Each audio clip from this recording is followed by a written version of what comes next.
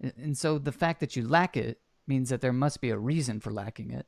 And so, I mean, Correct. I don't feel like this even actually Well, escapes a burden of I actually proof. I have an argument on that actually. On my blog, as you would know, I write a blog called 3M Philosophy, and one of the blogs I actually wrote was that very thing, that even lack of belief has a burden of proof, Right. and I actually proved it using logic, using second order belief, because a second order belief is still a form of belief that requires rationality to be justified. Mm-hmm. It still requires some kind of, or I should say, justification to be rational.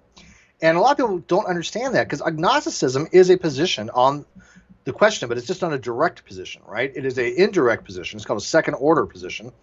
And because it's a second order belief that you think to yourself, I believe that I'm unable to answer this question, it's a type of belief. It is something that requires justification as why you were not able to come to a conclusion either way. And you're exactly right. When somebody says, I lack a belief, there's a justification there. There's a burden of proof. And in epistemology, burden of proof and burden of justification are synonymous. I've never seen any usage of them that has any kind of demarcation between one and the other. They're used interchangeably.